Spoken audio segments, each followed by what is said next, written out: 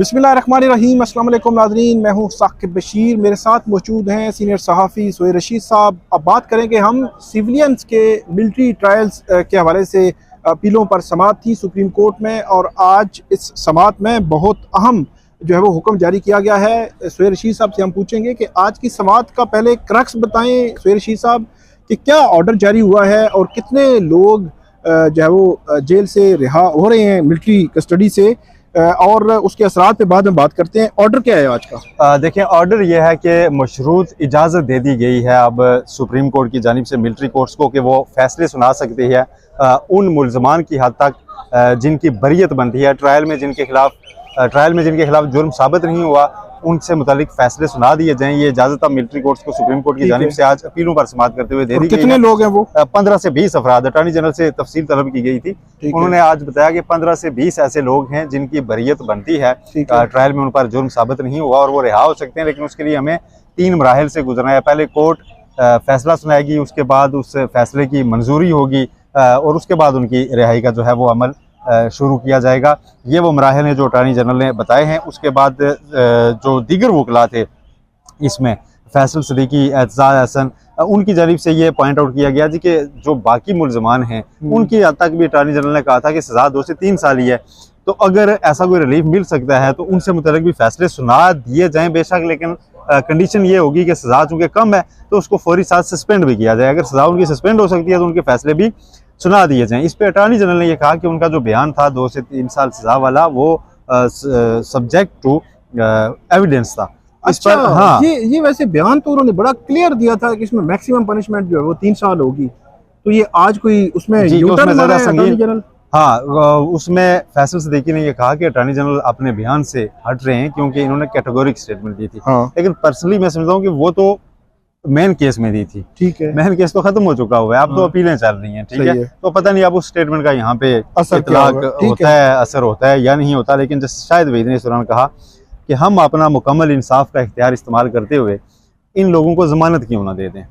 ठीक है, उसके ऊपर उन्होंने ये रिमार्क जरूर दिए कि हम इनको जमानत क्यों ना दे दें। लेकिन जो एतजाज हसन और दीगर ये थे, इनकी जब दलाइल दिए गए तो जस्टिस मीरुद्दीन ने ये रिमार्क्स दिए कि आप कंफ्यूज थोड़ा सा ना करें। कम अज कम इन 20 मुल्ज़मान जिनके मुतालिक बताया जा रहा है या जिनकी हद तक हमने आज केस रखा था उनकी हद तक आप कम अज कम अगर बता दें तो हम ऑर्डर कर सकते हैं। तो उस पर फैसल सदीकी ने कहा कि इन 20 की हद तक किसी को कोई एतराज नहीं है। अगर इनकी बरियत बनती है तो उनको रिहा कर दिया जाए। अब आज की समाअत हो गए हैं 20 की हद तक। हाँ, 20 की हद तक। ईद से पहले वापस आ जाएंगे। ईद से पहले अटॉर्नी जनरल ने कहा कि हम कोशिश करेंगे कि ईद से 3-4 दिन पहले इनको छोड़ दिया जाए। अब इससे पहले तो मिलिट्री कोर्ट्स पे ये था कि इजाजत नहीं थी कि आप फैसले नहीं सुना सकते। अब यानी कि वो 15 से 20 अफराद के ट्रायल का फैसला सुनाएंगे बरियत की सूरत में। हाँ, इजाजत दे दी है जिनका उन्होंने। इसका मतलब ये भी है कि 15 से 20 की बरियत बनती है तो बाकी जो हैं उनकी फिर सजा ही बनती होगी। अच्छा, सोहेल रशीद साहब ये बताएं कि 15 से 20 की हद तक की समाअत आप क्या समझते हैं, तस्लीम कर लिया गया है कि ये मिलिट्री कोर्ट में जो समाअत हुई है ठीक हुई है?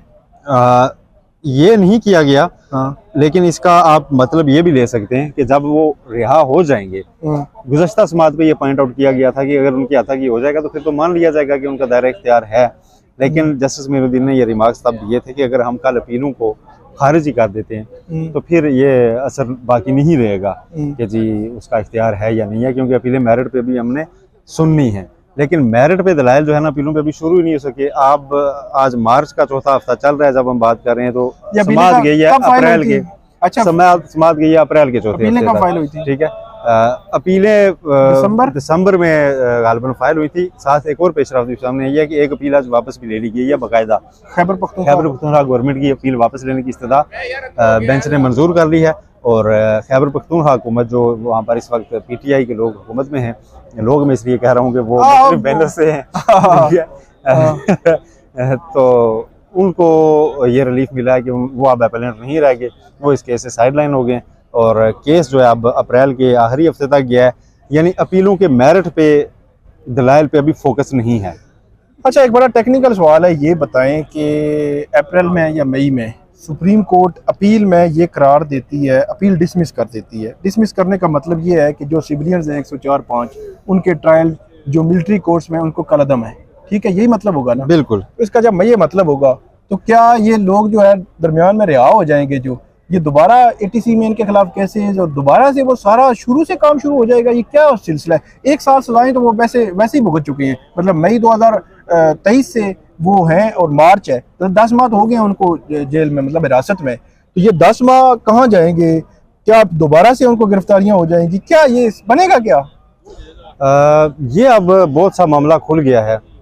सबसे पहली बात ये कि ये 15 से 20 अगर रिहा हो जाते हैं और इनका एक्विटल है, कल सुप्रीम कोर्ट कहती है नहीं, मिलिट्री कोर्ट्स का इख्तियार ही नहीं था ट्रायल करने का, तो ये एक्विटल कहाँ स्टैंड करेगा? क्या ये दोबारा सिविल जो मुकदमा इनके खिलाफ दर्ज था, सिविल तो नहीं वो भी क्रिमिनल है ATC के तहत, क्या उसके तहत ये दोबारा मुलजम बन जाएंगे? क्योंकि अगर दोबारा मिलिट्री कोर्ट का तो इख्तियार नहीं माना गया तो उनकी बरियत भी नहीं मानी जाएगी। हाँ, दोबारा गिरफ्तारी होंगी, दोबारा ट्रायल चलेंगे। और लेकिन बाजार जिस अपीलें चल रही हैं ना, मुझे ये लगता है कि ये अपीलें खारिज होने की तरफ बढ़ रही हैं। खारिज होने की तरफ इसलिए बढ़ रही हैं कि एक टेम्पो ये सेट हो रहा है कि ठीक है, इनकी हद तक फैसला सुना दें, बाकियों की हद तक अब फरीकेन सारे अगर एग्री कर रहे हैं, फैसल सिद्दीकी कह रहे हैं कि अगर सजा सस्पेंड हो सकती है तो बाकियों की भी सुना दें। फर्ज किया अगली समात पे यह ऑप्शन भी आ जाता है कि हाँ जी, अटॉर्नी जनरल से लिस्ट मांगी गई है, वो अगर कहते हैं हाँ बाकी 80 जो हैं 83 उनकी भी 3 साल की सजा बनती है और वो सस्पेंड हो जाएगी। अब वो तो सस्पेंड हो जाएगी, ठीक है। अटॉर्नी जनरल अगर आगे स्टेटमेंट दे देते हैं कि वो भी सस्पेंड हो जाएगी, तो फिर तो यानी कि दूसरे फरीकेन भी इस पे एग्री हैं। तो जब तमाम 103 से मुतालिक फैसला हो जाएगा तो उसके बाद अपील में तो सिर्फ एक नुक्ता रह जाएगा आईनी कि ये हो सकता है या नहीं हो सकता, तो वो तो बड़ा शार्टली कह देंगे जी कि पहले एक जायजा ले चुकी है। नहीं आपको ये लगता है कि जो अपील है ये फर्ज करें मंजूर कर ली जाए, मतलब फेडरल गवर्नमेंट का जो है वो मंजूर कर लिया जाए एक दफा के लिए फर्ज करें, क्योंकि वो कौन सा वो क्लाज है जिसमें कहा जा रहा था कि हार्डकोर जो दहशतगर्द हैं उनको भी फायदा हो सकता है, कलबोशन वगैरह फॉर 58 21D वगैरह जो है ना 21D उसके तहत 21D की हद तक तो मेरा ख्याल है सुप्रीम कोर्ट ये अपीलें मंजूर कर लेगी। 21D की हद तक मुझे ऐसे लगता है। कुलभूषण वगैरह का मामला थोड़ा और भी है। कुलभूषण गैर मुल्की सिविलियन है जी, ठीक है, गैर मुल्की शहरी है। शकील अफरीदी जो है ना वो मुल्की है, उसके मुतालिक एक असास मामला था। लेकिन बहरहाल ये भी हकीकत है, ये भी हकीकत है कि इस मुल्क में हकीकी दहशतगर्दी के केसेस भी तो हैं ना, है बिल्कुल, ठीक है, और उसमें सिविलियन मुलव्वस रहे हैं, मतलब तालिबान की सूरत में उनको सिविलियन में ही कैटेगराइज किया जाएगा ना। तो उन्होंने मिलिट्री GHQ पे हमला हुआ ये सारे, तो उनके केस तो बहरहाल कोई भी नहीं चाहता कि वो भी सारी मश्क से हिट हों। उनका तो मिलिट्री कोर्ट्स के तहत ट्रायल होना भी है, ठीक है, और सारा मसाइल चलने भी हैं। तो वो एक पेचीदगी जरूर पैदा हुई थी, तो उस पेचीदगी को दूर करने के लिए मेरा ख्याल है 21D वगैरह जो है ना, जो कलदम करार दी थी सिरे से पहले बेंच ने, वो कलदम होने वाला फैसला मुझे बरकरार रहता दिखाई नहीं दे रहा।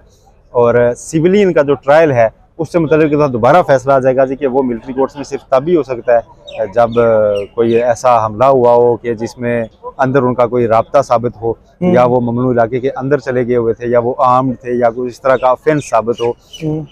ये वाला जो मामला है 9 मई वाला, इसकी हद तक अल्टीमेटली मुझे लगता है कि इन सारे मुलजमान को रिलीफ मिल ही जाएगा। अल्टीमेटली मिल जाएगा, इनकी हद तक मिल जाएगा। मेरा नहीं ख्याल कि अपीलें मंजूर हो या ना हो, ये दोबारा से इनके खिलाफ नहीं होगा, क्योंकि एक साल तो सजाएं वो काट चुके हैं सारा वो। हाँ, और फिर ये भी है कि जो ये पीरियड उनका अंदर गुजर रहा है ये भी सजा में कंसीडर होगा। ठीक है, ये तो कंसीडर होगा। हाँ, ये कंसीडर होगा। तो जब ये भी कंसीडर होगा तो फिर मजीद नैरो डाउन हो जाएगा मामला। तो अच्छा, इन 103 में 1-2 लोगों के अलावा कुछ ऐसे नामी गिरामी लोग भी नहीं है, आसान न्याजी हैं एक दो के अलावा, बाकी आम जो है ना वो कारकुनान है। तो असल इम्पैक्ट जो 9 मई का है वो तो बड़े लीडरान से मुतालिक था, उनसे मुतालिक अभी ये केस इनिशिएट नहीं हुआ, जिनसे मुतालिक कहा जाता है कि वो सहूलतकार और ठीक है इमरान खान, वो नहीं हुआ। उनसे मुतालिक 9 मई का अभी तक कुछ इनिशिएट नहीं हुआ एज सच। ये आम मुलजमान है और इनकी अपीलें अब जो चल अपीलें रही हैं, लेकिन उसमें दूसरी तीसरी समाअत तक रास्ता निकाला जा रहा है कि कैसे कैसे किधर किधर चलें।